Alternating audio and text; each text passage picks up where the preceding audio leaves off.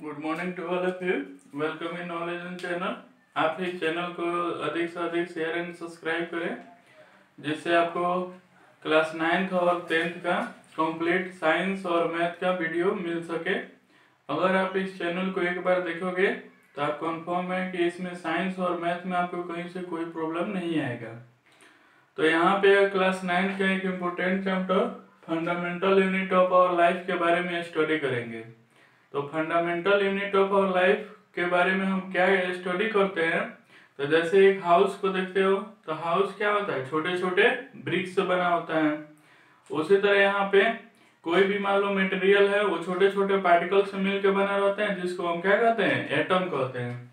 And it means अगर यहाँ पे कोई भी स्टेट ऑफ मैटर है यानी वो सॉलिड लिक्विड गैस है, तो क्या होगा, छोटे छोटे पार्टिकल से मिल के बना होगा।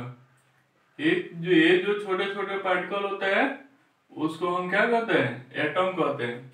उसी तरह मान लो कोई हाउस है तो क्या होगा, छोटे छोटे ब्रिक से बना रहता है, यानी ये छोटे छोटे ब्रिक से बना रहता है।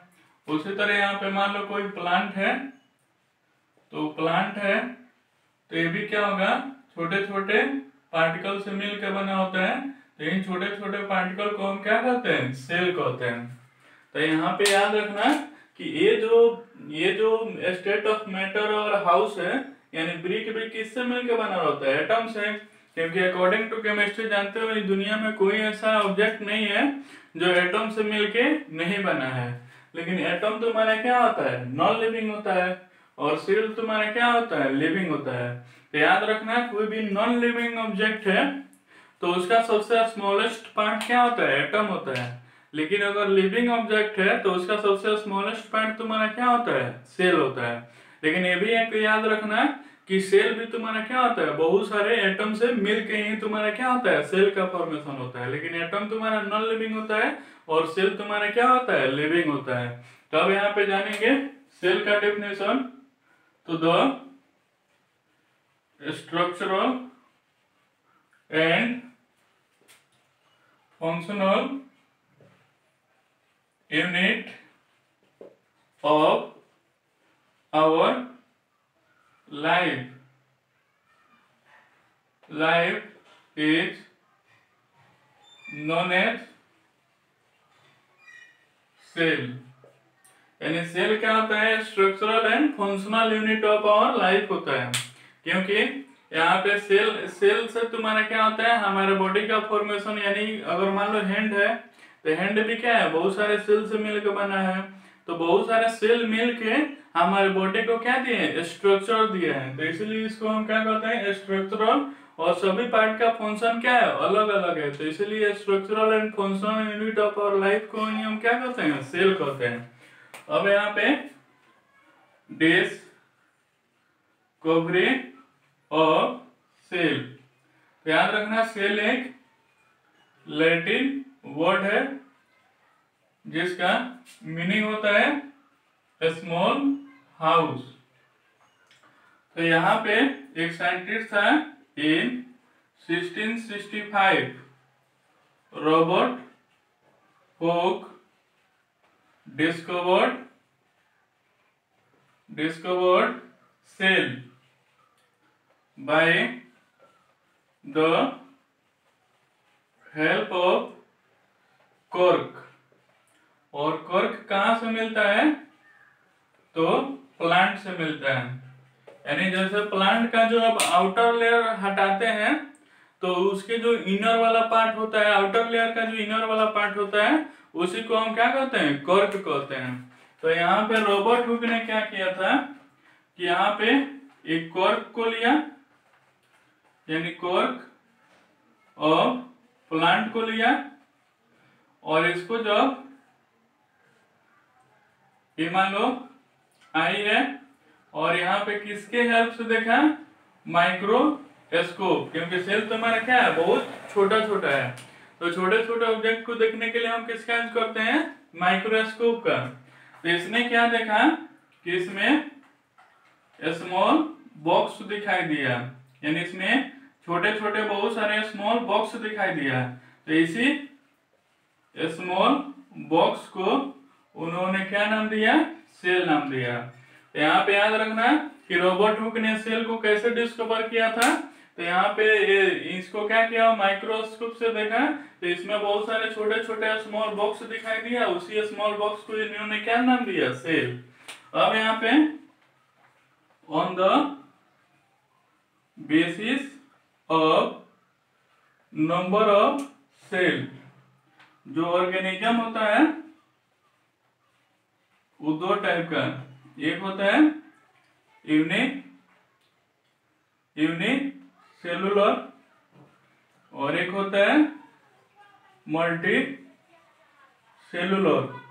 तो यूनिक सेलुलर में क्या होता है कि जिसमें केवल एक सेल पाया जाता है, जैसे अमीबा हो गया या पैरामीशियम हो गया। तो इसमें क्या है, केवल एक सेल है, तो इसको हम यूनिसेलुलर कहेंगे। लेकिन अगर यहाँ पे एनिमल है एंड ह्यूमन बीइंग है, यानी एनिमल और ह्यूमन बीइंग है, तो वो तुम्हारा क्या आ जाएगा, मल्टी सेलुलर हो जाएगा। तो on the basis of cell organism को दो टाइप से डिवाइड किया गया है, एक यूनिसेलुलर और एक तुम्हारा क्या होगा, मल्टी सेलुलर। तो यूनिसेलुलर में जिसके पास एक सेल पाया जाता है और जिसके पास एक से अधिक पाया जाता है उसको हम मल्टी सेलुलर में रखते हैं। अब यहाँ पे आता है कंपोजिशन ऑफ सेल, यानी कंपोजिशन ऑफ सेल, यानी सेल किस किस चीज से मिलकर बना रहता है। तो यहाँ पे याद रखना कि जैसे अगर एक सेल हो गया, तो इस जो आउटर लेयर होता है इसको हम सेल मेम्ब्रेन या प्लाज्मा मेम्ब्रेन कहते हैं। यानी इसको हम क्या कहते हैं, सेल मेम्ब्रेन या प्लाज्मा मेम्ब्रेन कहते हैं। इसका फंक्शन क्या होता है, तो it is a layer surrounded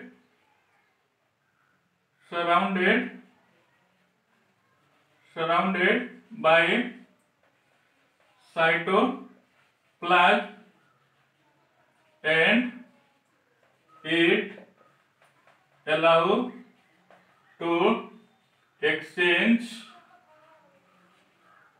water,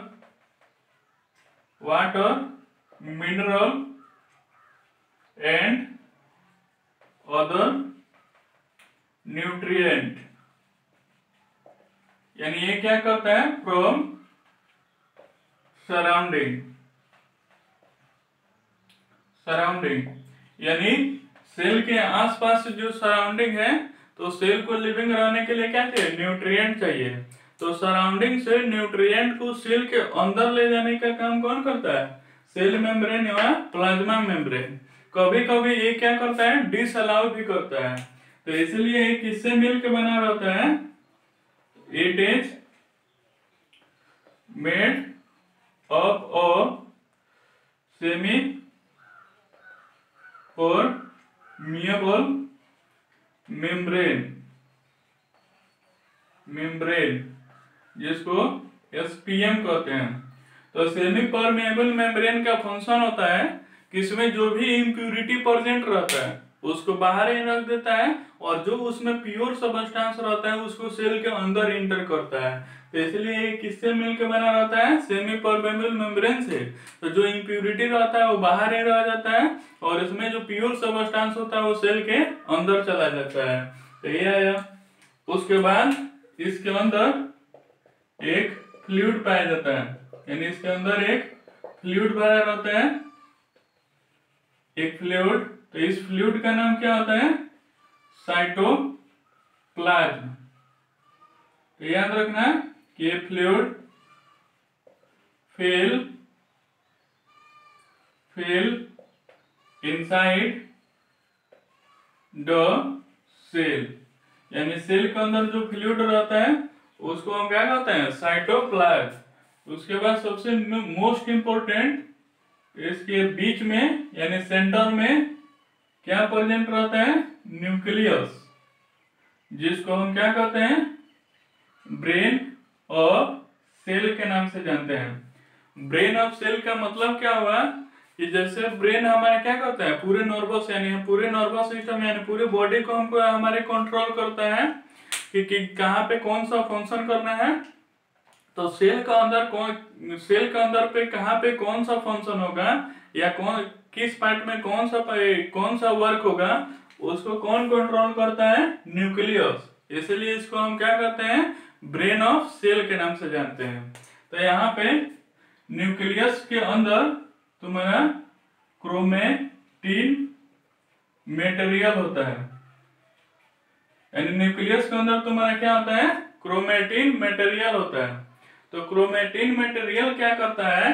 तो यहाँ पे in case of cell division, और सेल डिवीजन क्या होता है तो यहाँ पे आगे बताएंगे। तो in case of cell division एक क्रोमेटिन मटेरियल तुम्हारा क्रोमोसोम्स का फॉर्मेशन करता है, और क्रोमोसोम्स का स्ट्रक्चर अप्रोक्स कुछ ऐसे रहता है, यानी कुछ क्रोमोसोम का स्ट्रक्चर कुछ ऐसा रहता है। और इस क्रोमोसोम में तुम्हारा डीएनए पाया जाता है, जिसका फुल फॉर्म क्या होता है? डीऑक्सी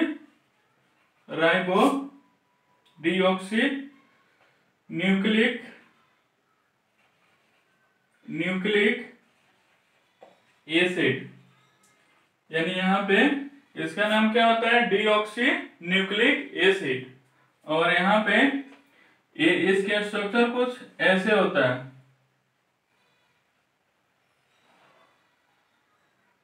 कुछ इसका जो स्ट्रक्चर होता है कुछ ऐसे रहता है। तो ये जो सेगमेंट होता है, यानी ये जो सेगमेंट है, इसको क्या कहते हैं? जीन। और जीन का फंक्शन क्या होता है?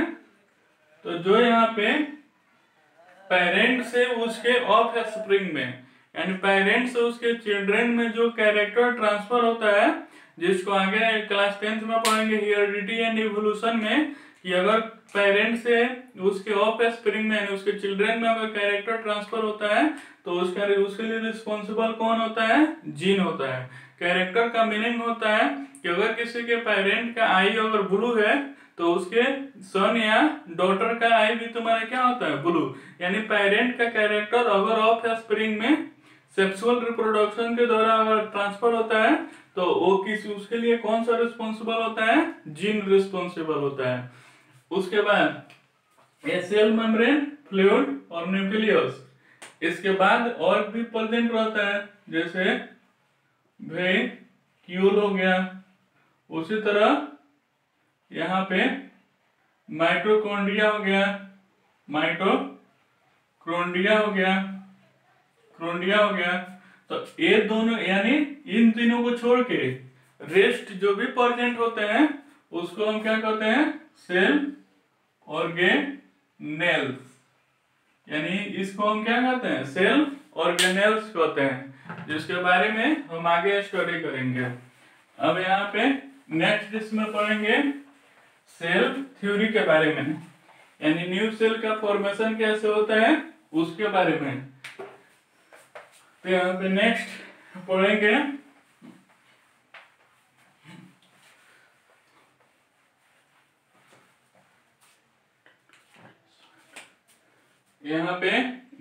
पढ़ेंगे सेल थ्योरी के बारे में। तो सेल थ्योरी में दो साइंटिस्ट थे, एक था एमजे स्वीडन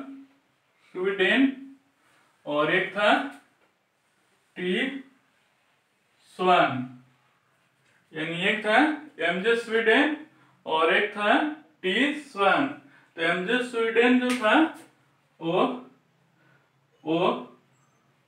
जर्मन बोटेनिस्ट था, और टी स्वान जो था वो ब्रिटिश जूलॉजिस्ट था। तो यहाँ पे बोटनिस्ट का रिलेशन किससे होता है? कि जो केवल प्लांट के बारे में स्टडी करता है उसको बोटनिस्ट कहते हैं, और जो एनिमल और ह्यूमन बीइंग के बारे में जो स्टडी करता है उसको हम क्या कहते हैं, जूलॉजिस्ट कहते हैं। तो यहाँ पे इसका मीनिंग ये नहीं हुआ कि एमजे स्वीडन केवल प्लांट के बारे में स्टडी किया, यानी ये तो प्लांट के बारे में स्टडी किया, लेकिन इन्होंने केवल एनिमल के बारे में स्टडी नहीं किया था, प्लांट और एनिमल दोनों के बारे में स्टडी किया था। तो इन्होंने क्या किया, observe different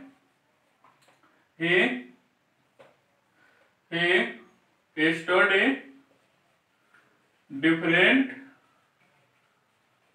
type of plant and observe that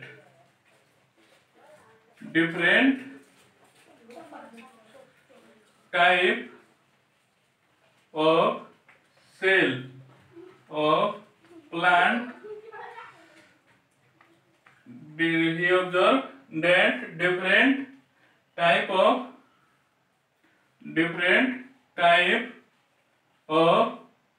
plant is made up of different type of cell, then formed tissue of plant।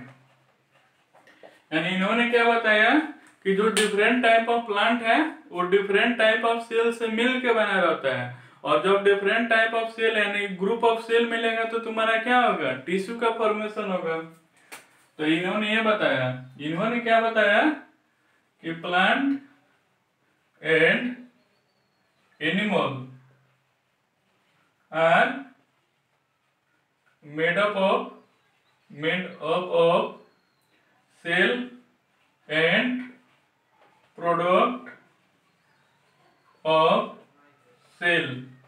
यानी इन्होंने क्या बताया कि जो प्लांट और एनिमल है उन दोनों का बॉडी क्या है, या तो सेल से बना है या प्रोडक्ट ऑफ सेल से बना है, लेकिन इन दोनों ने ये एक्सप्लेन नहीं किया, यानी he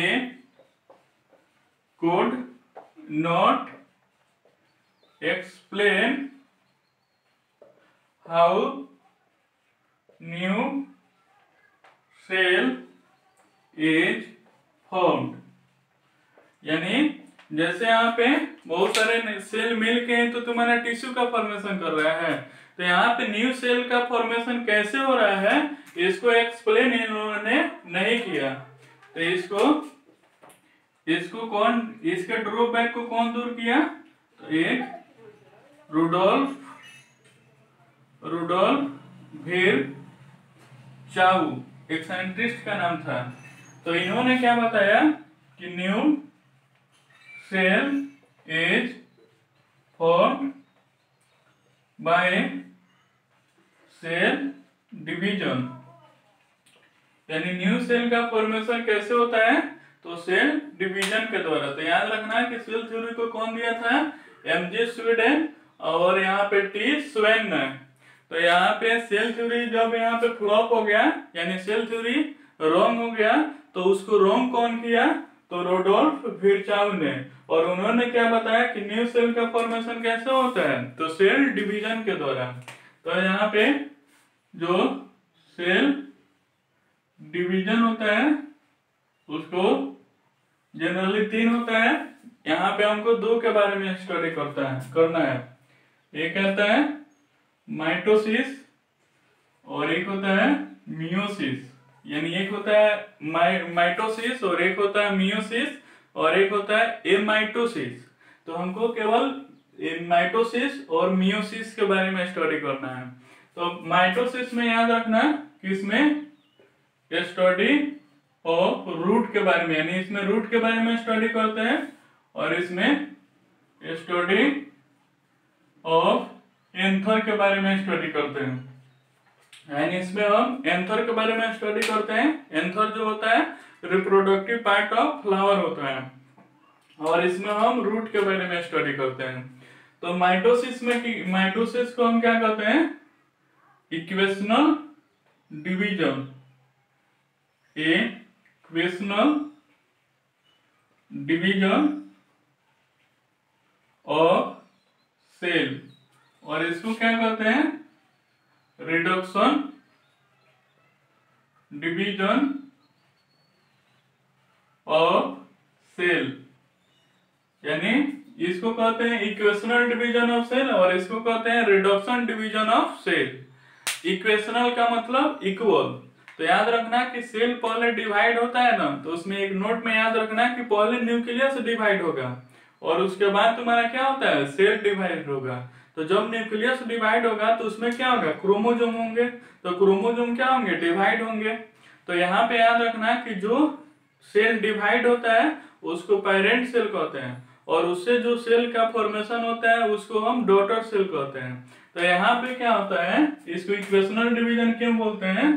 तो यहाँ पे number of chromosomes in parent cell is equal to number of chromosomes in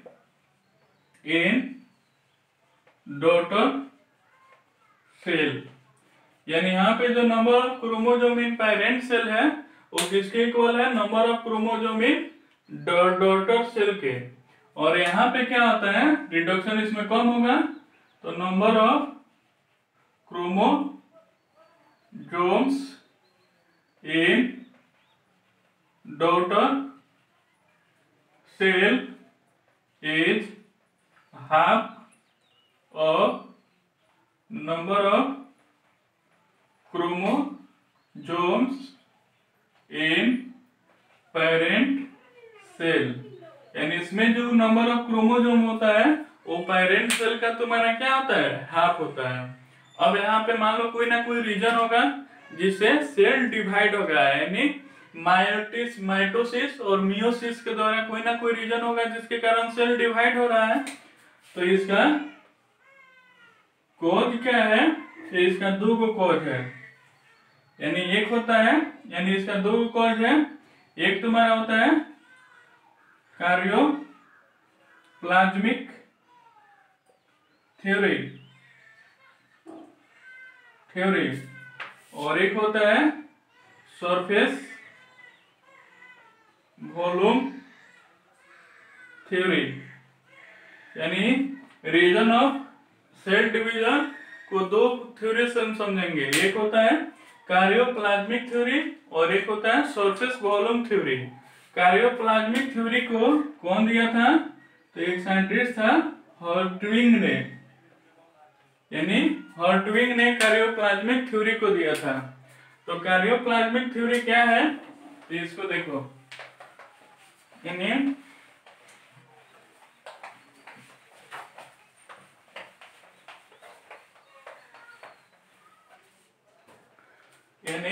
यहाँ पे कार्योप्लाज्मिक थ्योरी क्या है तो उसको समझते हैं। तो इसमें एक आता है कार्योप्लाज्मिक इंडेक्स, या इसको हम क्या लिखते हैं, या इसी को हम न्यूक्लियोप्लाज्मिक इंडेक्स बोलते हैं।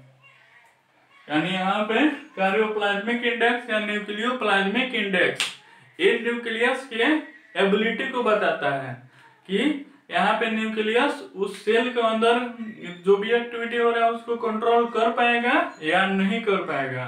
तो जब यहाँ पे न्यूक्लियोप्लाज्मिक इंडेक्स का वैल्यू अगर हाई रहेगा यानी अधिक रहेगा तो उस जो भी एक्टिविटी होगा उसको कंट्रोल करेगा, अगर लो रहेगा तो कोई भी एक्टिविटी होगा उसको कंट्रोल नहीं करेगा। तो यहाँ पे इसका वैल्यू कैसे आएगा? तो ratio of volume of nucleus of cell by volume of cytoplasm, यानी न्यूक्लियस के वॉल्यूम में हम वॉल्यूम ऑफ साइटोप्लाज्म से डिवाइड कर देंगे तो तुम्हारा क्या आ जाएगा, कार्योप्लाज्मिक या न्यूक्लियोप्लाज्मिक इंडेक्स आ जाएगा। तो उस कंडीशन में मान लेना let the volume of nucleus equal to Vn, the volume of cytoplasm equal to Vc, the volume of cell equal V cell. तो जानते हो यहाँ पे कि अगर यहाँ पे ये क्या है, सेल है, और यहाँ पे क्या है, न्यूक्लियस है, तो सेल यानी ये तुम्हारा सेल हो गया, सॉरी ये न्यूक्लियस हो गया, ये तुम्हारा सेल हो गया, और इसके अंदर जो फ्लूइड रहता है इसको हम साइटोप्लाज्म कहते हैं। तो उस कंडीशन में यहाँ पे जो कार्योप्लाज्मिक इंडेक्स होगा वो क्या होगा, वॉल्यूम ऑफ न्यूक्लियस, तो Vn by volume of cytoplasm. तो साइटोप्लाज्म का वॉल्यूम कैसे आएगा, तो पूरे सेल के वॉल्यूम में से न्यूक्लियस को माइनस कर देंगे तो आ जाएगा। तो यहाँ पे V सेल माइनस Vn, तो ये तुम्हारा क्या आएगा, कार्योप्लाज्मिक इंडेक्स का वैल्यू आ जाएगा। अब यहाँ पे दो देखेंगे, एक आता है स्मॉल सेल के लिए और एक होता है लार्ज सेल के लिए। तो उस कंडीशन में देखेंगे तो स्मॉल सेल के लिए तो यहाँ पे याद रखना कि ये वॉल्यूम ऑफ साइटोप्लाज्म है। तो जब साइटोप्लाज्म का वॉल्यूम इंक्रीज होगा तो कार्योप्लाज्मिक डिक्रीज होगा, जब ये डिक्रीज होगा तो ये क्या होगा, इंक्रीज। तो स्मॉल सेल होगा तो उसमें साइटोप्लाज्म का अमाउंट क्या रहेगा, कम रहेगा, तो उसके लिए कार्योप्लाज्मिक इंडेक्स क्या होगा, अधिक होगा। स्मॉल सेल के लिए वॉल्यूम ऑफ साइटोप्लाज्म लेस होगा देन कार्योप्लाज्मिक इंडेक्स हाई होगा। और बताया कि कार्योप्लाज्मिक इंडेक्स किसके एबिलिटी को बताता है, न्यूक्लियस के एबिलिटी को बताता है। तो न्यूक्लियस की एबिलिटी क्या है, हाई है, तो उस कंडीशन में activity inside cell is control, यानी कोई भी सेल के अंदर जो एक्टिविटी हो रहा है वो तुम्हारा क्या हो जाएगा, कंट्रोल हो जाएगा। लेकिन अगर यहाँ पे लार्ज सेल के कंडीशन में क्या होगा कि वॉल्यूम ऑफ साइटोप्लाज्म तुम्हारा अधिक रहेगा, more than the value of की आई क्या होगा, लेस, यानी कार्योप्लाज्मिक इंडेक्स का वैल्यू क्या आ जाएगा, कम हो जाएगा। तो उस कंडीशन में ये न्यूक्लियस का एबिलिटी क्या हो गया, कम हो गया। तो activity inside the cell is not control. तो जब यहाँ पे सेल का एक्टिविटी कंट्रोल नहीं होगा तो तुम्हारा क्या होगा, अनस्टेबल हो जाएगा। तो अनस्टेबल के कंडीशन में ये तुम्हारा क्या होगा, सेल डिवाइड कर देगा। और यही तुम्हारा क्या होगा कि लार्ज सेल डिवाइड होगा तो तुम्हारा क्या होगा, स्मॉल सेल का फॉर्मेशन होगा, और फिर स्मॉल सेल के लिए कार्योप्लाज्मिक इंडेक्स हाई हो जाएगा तो उसकी एक्टिविटी तुम्हारा क्या होगा, कंट्रोल होगा। तो याद रखना कि लार्ज सेल का डिवीजन होता है, स्मॉल सेल का डिवीजन नहीं होता है। तो वही लार्ज सेल डिवाइड होकर क्या होता है, स्मॉल सेल का फॉर्मेशन होता है। उसके बाद सेकेंड में था तुम्हारा सरफेस वॉल्यूम थ्योरी, यानी ये कहता है सरफेस वॉल्यूम थ्योरी। तो सरफेस वॉल्यूम थ्योरी में क्या होता है कि जैसे यहाँ पे मान लो सेल है, ये तुम्हारा क्या हो गया, सेल हो गया, और सेल के पास वाला तुम्हारा क्या है, कोई सरफेस है, यानी यहाँ पे सरफेस है। तो ये तुम्हारा क्या होगा कि इसी सरफेस से इसमें क्या होगा, न्यूट्रिएंट जाएगा, यानी इसी सरफेस के यूज करके अपने अंदर वो न्यूट्रिएंट लेगा।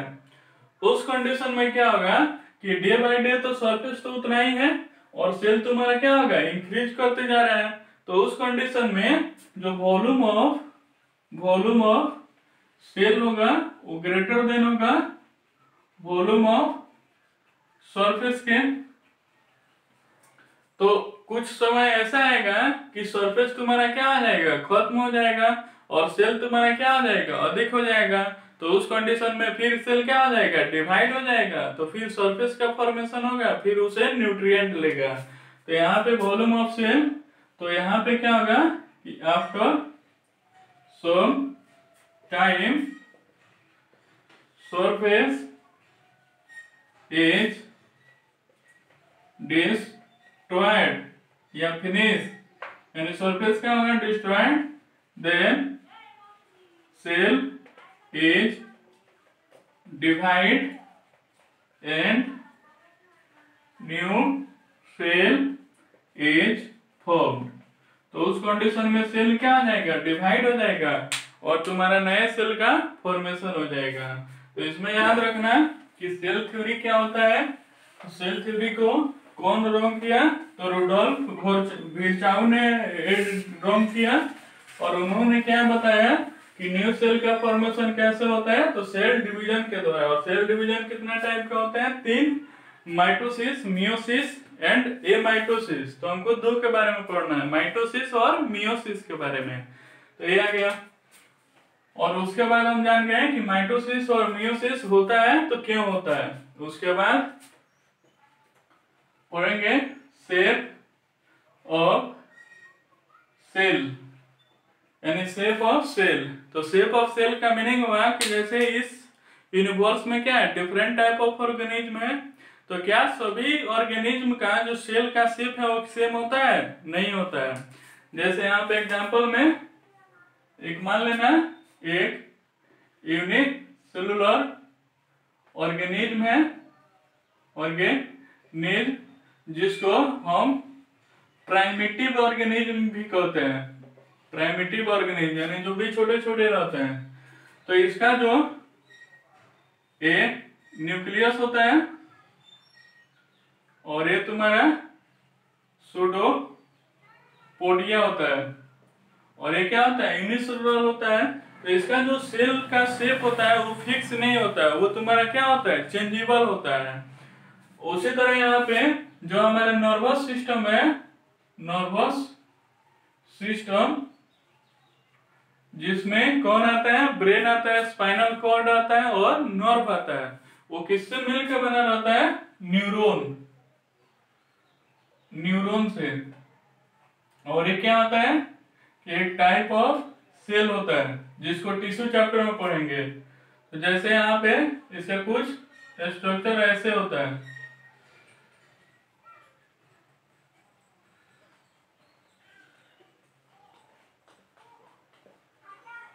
यानी कुछ स्ट्रक्चर ऐसे रहता है।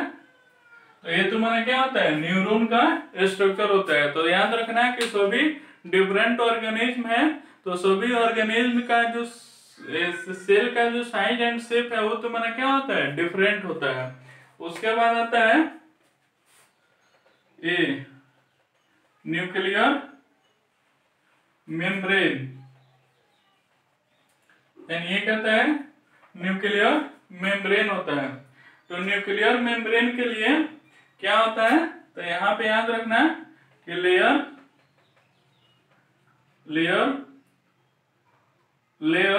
Outside the nucleus of cell, यानी न्यूक्लियस ऑफ सेल को प्रोटेक्ट करने के लिए एक लेयर होता है जिसको हम क्या कहते हैं, न्यूक्लियर मेम्ब्रेन कहते हैं।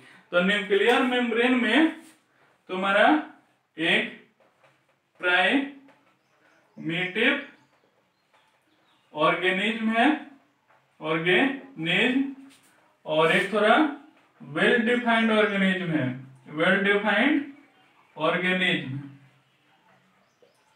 तो प्राइमेटिव ऑर्गेनिज्म में कौन सा आ जाएगा कि जैसे वायरस आ गया, बैक्टीरिया आ गया, ये सब प्राइमेटिव में जाएगा। और इसमें जैसे ह्यूमन बीइंग आ गया, या एनिमल आ गया, ये वेल डिफाइंड में चला जाएगा। तो इसमें याद रखना यहाँ पे न्यूक्लियर मेम्ब्रेन नहीं होता है।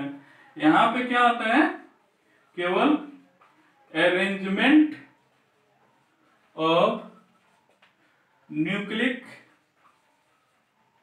एसिड होता है, जिसको जो क्या फॉर्मेशन करता है, न्यूक्लियाइड का फॉर्मेशन करता है।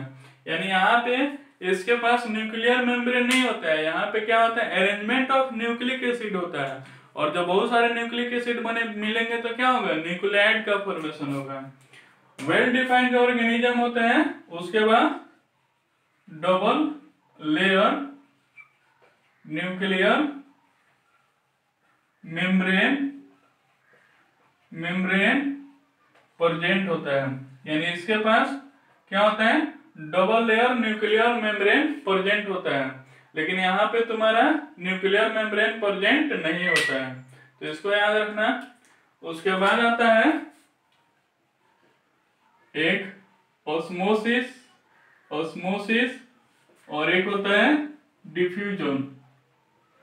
तो इसका मीनिंग क्या होता है, तो जैसे यहाँ पे एक यहाँ पे सेल है, तो क्या होगा, ड्यूरिंग रेस्पिरेशन, तो रेस्पिरेशन में हम क्या करते हैं, ऑक्सीजन लेते हैं, तो हमारे अंदर क्या होगा, कार्बन डाइऑक्साइड का फॉर्मेशन होगा, और वही कार्बन डाइऑक्साइड क्या होता है, बाहर जाता है। तो ड्यूरिंग रेस्पिरेशन क्या होगा कि जो हमारे इनसाइड में कार्बन डाइऑक्साइड होगा अधिक रहेगा, तो इसको हाई कॉन्सेंट्रेटेड कहते हैं। हाई कॉन्सेंट्रेशन का मतलब जिसका अमाउंट अधिक हो। और इन्वायरमेंट में तुम्हारा क्या होगा कि कार्बन डाइऑक्साइड तुम्हारा क्या होगा, लो कॉन्सेंट्रेटेड होता है। उसी तरह जैसे हम रेस्पिरेशन लेते हैं तो उसमें क्या होगा, ऑक्सीजन आएगा, तो बाहर में तुम्हारा क्या होगा, ऑक्सीजन हाई कॉन्सेंट्रेटेड होगा, और सेल के अंदर ऑक्सीजन का क्या होगा, कमी होगा। तो यहाँ पे ऑक्सीजन तुम्हारा हाई कॉन्सेंट्रेटेड हो जाएगा, और यहाँ पे जो ऑक्सीजन होगा वो लो कॉन्सेंट्रेटेड हो जाएगा। तो उस कंडीशन में हमेशा जो मटेरियल का फ्लो होता है हमेशा हाई कॉन्सेंट्रेशन से लो कॉन्सेंट्रेशन में होता है। यानी ये तुम्हारा क्या होगा, ऐसे फ्लो करेगा, और ये तुम्हारा क्या होगा, ऐसे फ्लो करेगा। तो इस फ्लो करने का जो प्रॉपर्टी होता है ना, उसको हम क्या कहते हैं, डिफ्यूजन कहते हैं। यानी डिफ्यूजन क्या होगा कि process in which material flow from high concentrated solution to low concentration solution, इन्होंने क्या होगा, डिफ्यूजन। और जब यहाँ पे मान लो यहाँ पे सराउंडिंग में वाटर है जो हाई कॉन्सेंट्रेटेड है, और यहाँ पे वाटर क्या है, लो कॉन्सेंट्रेटेड है। यहाँ पे वाटर लो कॉन्सेंट्रेटेड है, तो जब यहाँ पे सराउंडिंग से वाटर हाई से लो में जाएगा, तो केवल वाटर के केस में हम इसको क्या कहते हैं, ऑस्मोसिस कहते हैं। तो याद रखना कि केवल वाटर के केस में ऑस्मोसिस, वाटर को छोड़ देंगे तो बाकी कोई भी न्यूट्रिएंट या मिनरल होगा तो हम उसको क्या कहेंगे, डिफ्यूजन। तो डिफ्यूजन क्या होगा कि when a material is flow from high concentrated solution to low concentrated solution is known as क्या होगा, डिफ्यूजन। और when water is flow from high concentrated solution to low concentrated solution is known as क्या होगा, osmosis. अब यहाँ पे याद रखना कि जो ऑस्मोसिस होता है वो दो टाइप का होता है, एक होता है इंडो और एक होता है एक्सो। तो जो यहाँ पे इनसाइड में जाता है यानी बाहर से अंदर की ओर जाता है उसको हम इंडो ऑस्मोसिस, और जो यहाँ पे आउटसाइड में जाता है यानी अंदर से तुम्हारा क्या होता है, बाहर की ओर जाता है, उसको हम क्या कहेंगे, एक्सो ऑस्मोसिस। यानी उसको हम एक्सो ऑस्मोसिस कहते हैं, और इसको हम क्या कहते हैं, इंडो ऑस्मोसिस। अब इसको हम समझ सकते हैं कि जैसे यहाँ पे एक सेल हो गया, ठीक है, और यहाँ पे अगर H2O मान लो अगर 90% है, और यहाँ पे जो H2O है वो मान लो क्या है, 80% है। यानी यहाँ पे वाटर का अमाउंट अधिक है, यहाँ पे वाटर का अमाउंट कम है। इसका अपोजिट कार्बन डाइऑक्साइड क्या होता है, सोलुबल इन वाटर होता है। तो अगर मान लो यहाँ पे कार्बन डाइऑक्साइड अगर यहाँ पे 10% है, और यहाँ पे कार्बन डाइऑक्साइड अगर 20% है तो उस कंडीशन में याद रखना कि जो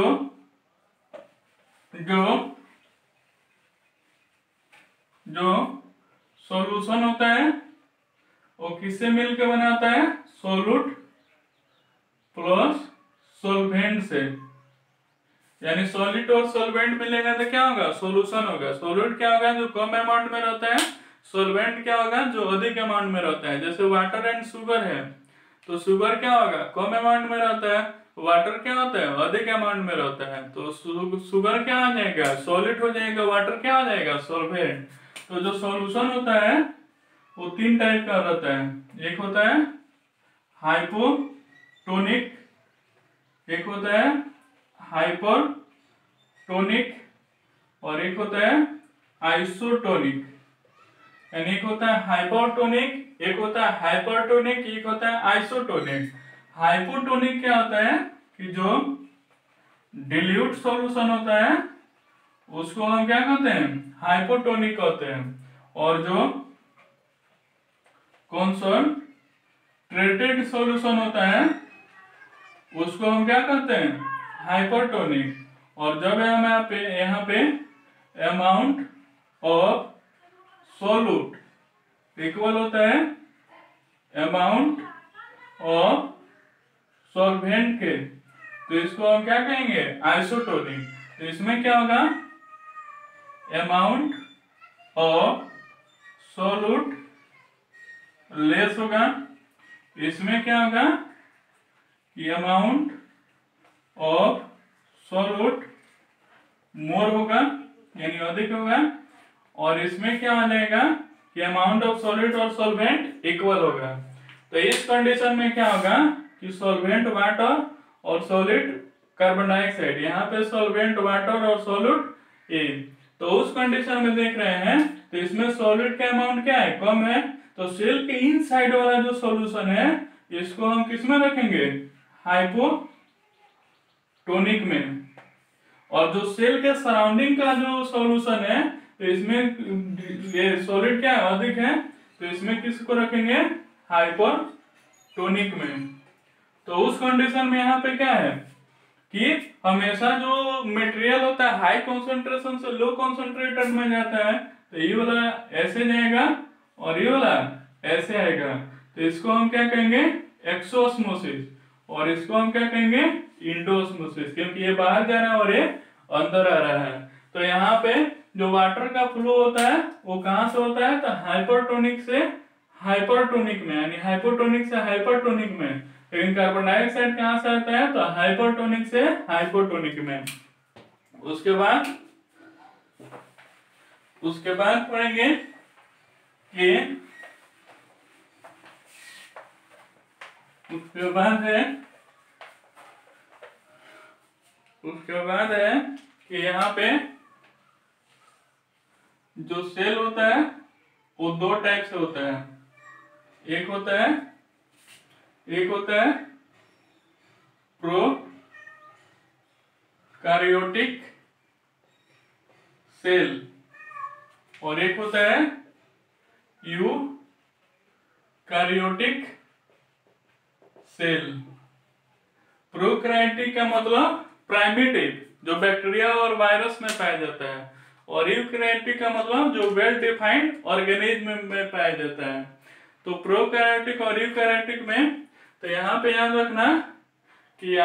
रखना कि इसमें जो साइज ऑफ सेल होता है वो 1 से 10 माइक्रोमीटर होता है। और यहाँ पे 1 माइक्रोमीटर इक्वल टू 10⁻⁻⁶ मीटर होता है। यानी सेल का जो डायमीटर होता है वो तुम्हारा 1 से 10 माइक्रोमीटर का रेंज होता है।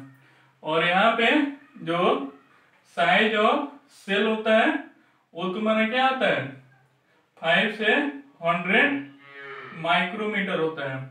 पहले बताया है कि प्राइमेटिव सेल में न्यूक्लियर मेम्ब्रेन नहीं होता है, यानी न्यूक्लियस को प्रोटेक्ट करने वाला मेम्ब्रेन नहीं पाया जाता है। तो यहाँ पे याद रखना कि यहाँ पे